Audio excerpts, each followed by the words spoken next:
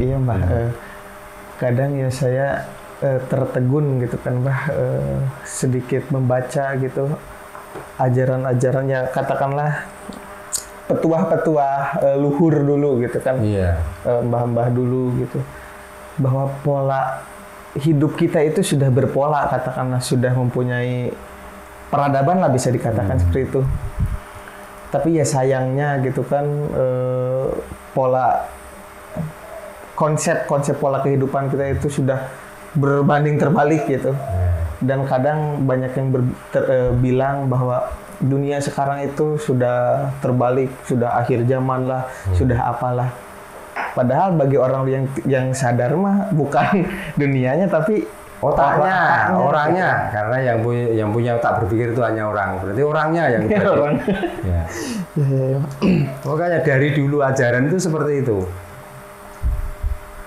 500 tahun yang lalu, bahkan 1000 tahun yang lalu, setiap orang yang mengajarkan agama itu pasti ngomongnya dunia ini sudah tua. Dari dulu. Ya. Bahkan ada yang ngomong bahwa dunia ini sudah pikun. Ngomong begitu. Nyatanya orang yang ngomong itu sudah mati lama 1000 tahun. Dunia masih seperti ini. Yo nggak ubanan, yo nggak tekenan, yo nggak kena asam urat dunia ini. Ternyata yang tekenan ya stroke orangnya itu. Orangnya ya Pak. Berarti yang ngomong seperti itu otak orang itu loh, yang saking ngeres Terus ya. gitu. Jadi dia kurang pandai menyikapi alam, menyikapi dunia ini kurang pandai. Soalnya kitabnya kertas Mbak. Nah, makanya gitu. Makanya alamnya masih berdiri, alamnya masih tegar. Orangnya ngomong itu sudah sama mati. Gitu. Nanti ajaran itu masih didengar lagi. Nanti dengan orang yang baru menyampaikan seperti itu lagi. Dan yang menyampaikan mati, dunianya masih tetap seperti ini. Lah kok ngomong dunia ini sudah tua. Setelah pada kejadian ini dihubung-hubungkan, oh ini karena salah ini karena salah ini. Ya lupa sebelum ada manusia, alam ini sudah pernah melakukan kejadian yang aneh-aneh kok. Ya bencana alam lah dan lain-lain. Ya sekarang gini, kalau kemarin di Aceh ada tsunami. Ya itu katanya, ya karena orang sana sudah, namanya juga kota Serambi Mekah. Ya. Berarti dia sudah melakukan seperti orang-orang Arab, katakan seperti itu ya. Sudah baik menyembah dan lain sebagainya. Tapi menyembahnya karena duniawi, ada yang ngomong begitu. Nah, iya. Maka alam murka. Nah, terus zaman Nabi Nuh. Coba. Agama apa waktu itu? Apakah salah Nabi Nuh mengajarkan umatnya sehingga ada banjir bandang? Berarti kan bukan kehendak manusia atau bukan kehendak. Bukan karena orangnya yang salah. Itu kan memang alam caranya untuk meremajakan alam itu sendiri. Ya caranya bagaimana? Ya termasuk lahar, banjir dan lain sebagainya. Itu cara untuk meremajakan diri alam itu sendiri. Seperti kita Ketika sakit gitu ya Mbak. sakit pun juga untuk meremajakan saraf-saraf kita. Iya. Mandi pun dingin memang. Tapi setelah itu apa yang terjadi? Segar. Ya. Kita nggak pakai baju nggak apa-apa, tapi kalau pakai baju lebih nyaman, lebih enak. Gitu. Alam gunung meletus, lautan banjir dan lain sebagainya. Itu bukan karena Tuhan sudah marah dengan kita, bukan. Tapi itulah cara alam untuk meremajakan alam itu sendiri. Makanya kalau begitu manusia jangan komingsun. Apa itu Mbak? Komingsun itu artinya jangan sok pinter dan sok tahu sampai dia berani mengatakan sesuatu yang melebihi dengan ketentuan Tuhan. Ketentuan. Ya, tentunya. Apakah itu orang kurang kerjaan? Apakah saking tingginya ilmunya tentang urusan pilpres, tentang urusan pilkada, tentang yang lainnya? Belum apa-apa sudah diramalkan. Coba. Wah ini kalau jadi ini nanti dunia akan seperti ini. Oh kalau ini menang, inilah terah ratu, ini yang sudah dipilih oleh alam. Lah kamu ngomong seperti itu, apakah kamu itu pencipta alam? Pertanyaan begitu loh. Orang yang dipilih ini berarti orang baik. Lah kamu itu loh nggak dipilih apa-apa sama orang. Bahkan kalau kamu ngomong seperti itu, kalau tanpa dilewatkan YouTube, kamu lo nggak terkenal. Mbok ojo kumengson. Oh, gitu loh. Jadi kumengson itu keminter, sok pandai. Gitu loh. Mbok jangan begitu. Ya biarlah alam ini mau bagaimana, ya silakan, itu kehendak alam. Karena kita diberi pilihan, pilihlah yang mana yang kamu sukai dan kamu cintai. Wes gitulah cukup. Iya, mah itu seperti lagi. Indonesia mau dipimpin siapa tahu yang benar? Kepengen tahu saya. Mulai dari Pak Karno sampai Pak Jokowi, ada yang benar. Yang namanya pemimpin, ibarat orang makan muluk, mungkin lebih besar pulukannya pemimpin daripada yang dipimpin. Otomatis lah. Kalau kamu kepengen menyaingi pulukan yang lebih besar, ya kerja giat toh. Supaya kamu mendapatkan dan kamu bisa mengimbangi pemimpin itu. Ya namanya pemimpin digaji, dia naik mobil mewah, berpakai baju jas, ya wajar memimpin. Lah ngapain kita itu ngiri? Yang sangat menyakitkan, saya pengen mengenaskan ini kebanyakan orang-orang ngiri toh. Orang-orang ngiri yang sebenarnya nggak pinter tapi sok pinter. Ditambah lagi dengan yang namanya guru supranatural, yang namanya guru pas bola macam apa namanya. Di situ juga keminter pisan, sampai dunia ini dikarang-karang. Dunia ini diramal-ramal. Yang akan terjadi seperti ini, akan terjadi seperti ini.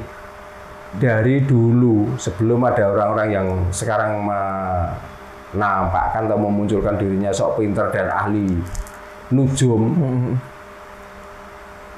lebih pandai mana dengan ahli nujum terdahulu? Contohnya Ki Joyoboyo, contohnya Ki Ranggawarsita, kan sudah terkenal bahwa orang-orang ini adalah ahli di samping ahli sastra, pujangga, dan lain sebagainya. Tapi nggak semua ramalannya itu nembus kok. Ada yang kebetulan benar, ada yang kebetulan tidak. Namanya orang apa? Ngarang. Namanya orang meramal. Tidak harus kamu setiap mempunyai ramalan harus diiyakan dan harus dipercaya. Kamu itu siapa? Kamu itu loh nggak orang yang membuat dunia ini. Gitu loh. Makanya sadar itu luasan. Sadar tentang jati diri kita itu dan sadar tentang alam ini. Gitu. Jadi enggak setelah sadar dengan diri ini nanti karena kita itu sering melek malam, sering jalan kemana-mana, bahkan dunia ini pernah dikelilingi. Terus setelah itu apa ujung-ujungnya? Dia untuk mencari apa ijol ganti untuk mencari ganti waktu keliling, terus dia nanti menyampaikan cerita-cerita yang membodohi orang supaya orang itu meyakini terus akhirnya memberi uang yang banyak. Itu kan orang mencari ganti sebenarnya. Makanya saya tuh heran dengan orang-orang yang pernah melakukan ritual-ritual terus diomongkan itu loh. Wong itu loh sudah kamu lakukan, nggak ada yang maksa kamu melakukan sendiri. Kenapain kamu omongkan? Gitu. Kenapa kok kamu jalan ke sini ketemu dengan ini, terus nanti diberitakan ke orang? Saksinya waktu ketemu itu siapa? Iya kalau iyalah, kalau enggak, berarti kan kamu membodohi orang.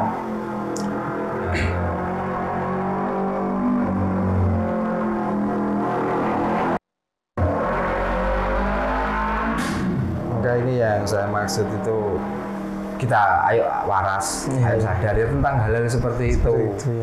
Zaman sekarang itu sudah zaman canggih, ya zaman teknologi. Kita tuh lihat ada orang ngomong ini kira-kira itu masuk logika enggak? Difilter dulu ya. Kalau enggak masuk logika, mau ngomong ketemu Nyi Roro Kidul, mau ketemu Nyi Roro Lor, mau ketemu Nyi Roro Wetan, Roro Kulon, sudah biarin itu omongan halusinasi. Kita tuh kalau pengen dapat harta banyak, kita bekerja. Iya. Ya. Kalau ada alam yang mengeluarkan atau memberi berkah, kalau didatangi tiba-tiba alam yang kita pijak kemana-mana itu juga mengikuti dan mengeluarkan berkah. Nggak apa-apa kamu datangi. Tapi kalau halusinasi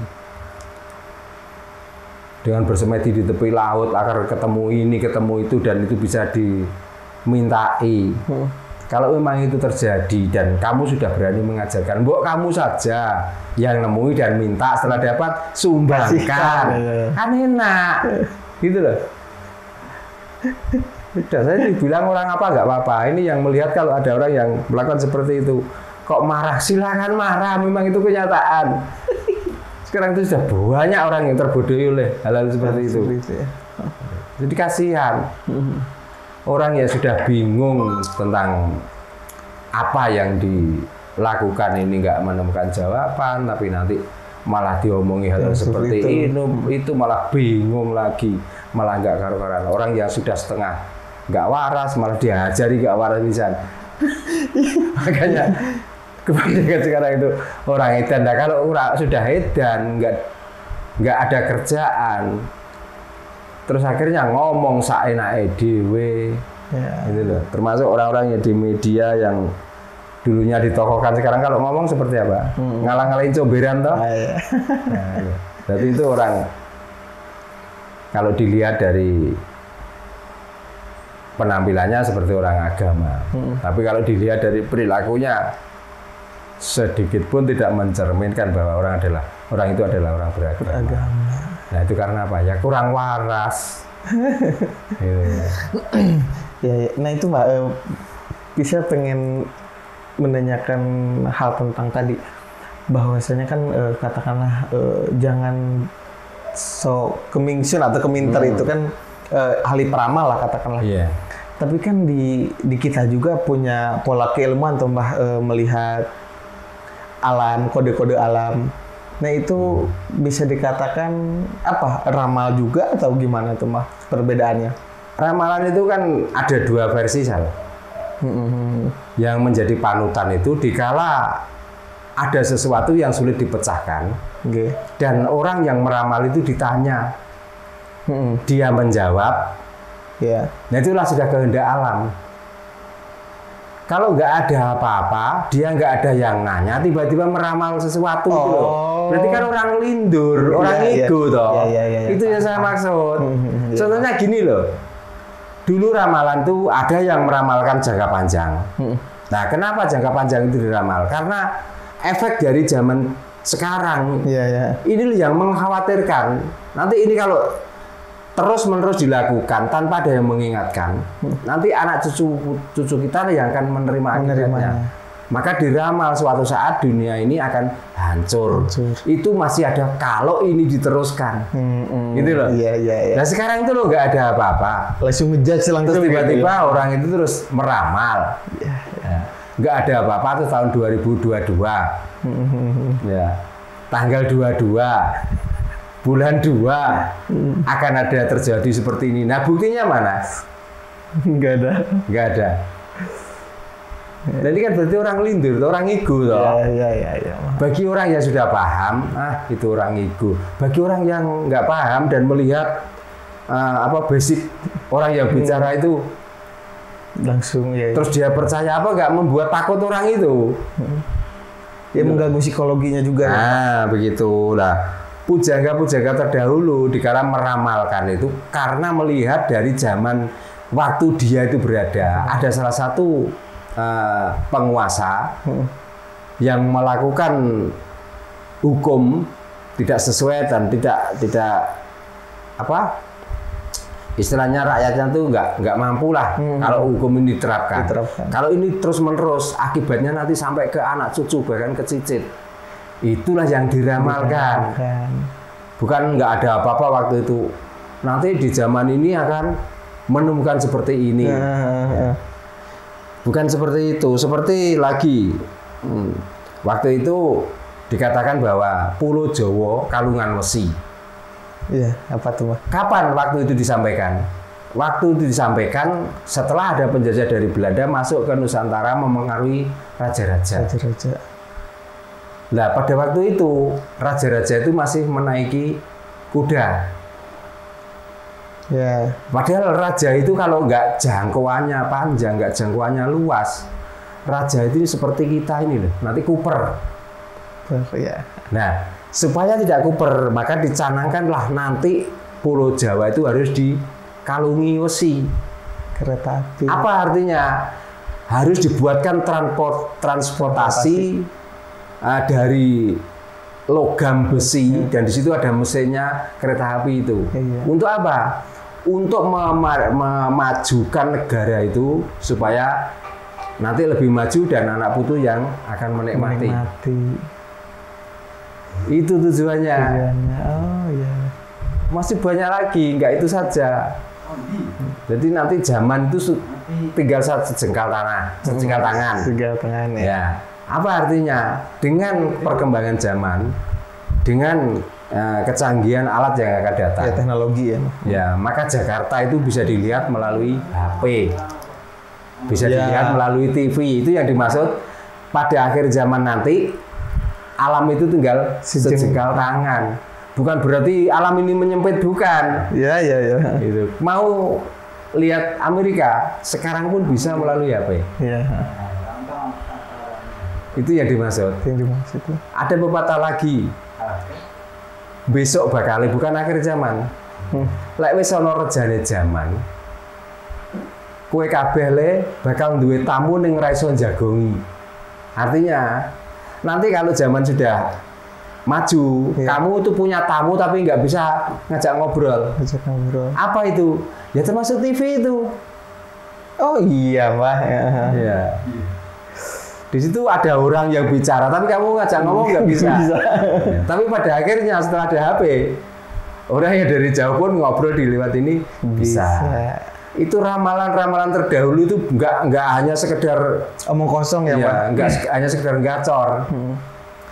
Tapi melalui data. Melalui data. Nah, kenapa kok gitu? Tujuannya itu untuk memakmurkan kerajaan-kerajaan terdahulu supaya kerajaan itu nggak monoton, supaya kerajaan itu lebih maju, kreatif, ya, lebih kreatif, lebih berkembang, dan itu butuh waktu, gitu. Tapi kalau diomongkan, dihubung-hubungkan dengan tahun, dengan tanggal, hari ini akan terjadi kiamat. Memang yang punya dunia ini Pak Lekmu. Atau kamu itu ikut andil membangun dunia ini, kok tiba-tiba tahu saatnya dunia ini rapuh, tiba-tiba mau kiamat. Coba. Ya. Makanya kewarasan itu penting. Ya berpikir logik juga ya, Mbak. Ya. Nah, orang Jawa itu sebelum ada ilmu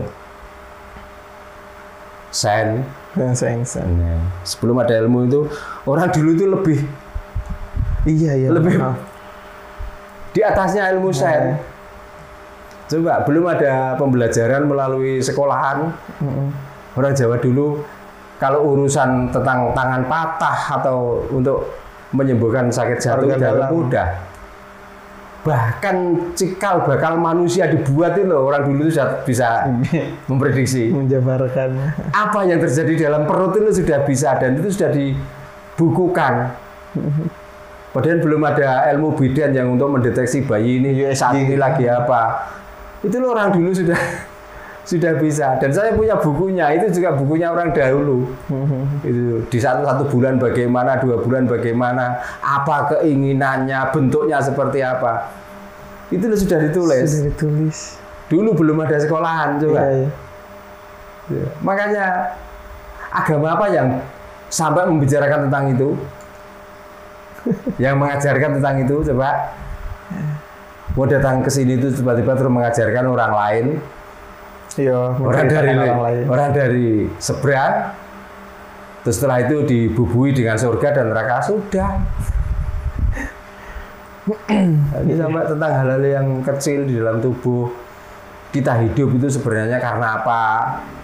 Langsung diambil poinnya, itu karena Tuhan. Nah, ditanyakan Tuhan itu siapa? Tuhan Laisa kami syai'un. Tidak bisa dibandingkan dengan hal yang lain. Mudah kalau jawabannya seperti itu. Iya. Nah kita itu butuh yang real kok. Butuh yang nyata kok. Kasunyatan itu. Kalau kita tuh sudah mentok, wallahu a'lam. Wes putus. Jadi ngapain kita tuh sekolah? Ngapain kita tuh punya otak? Daripada pikiran kita putus sampai di situ. Di situ ya. Ngapain? Nah, makanya kalau kamu tuh kepengen ngelindur terus, kepengen ikut terus, ya wis ikuti wae itu. Jangan kembali ke ajaranmu. Kalau kamu kepengen pinter, kepengen tahu kesejahteraan dirimu, kembalilah ke ajaran leluhur. Iya, jati diri ya. Jati dirimu. Nanti lah lebih gamblang, lebih cerdas. Jadi bukan telek saja, tapi sama innya Ya. akan menjadi intelek otakmu. Tapi kalau kamu terdogma dengan ajaran itu, innya hilang, tinggal otakmu itu seperti telek.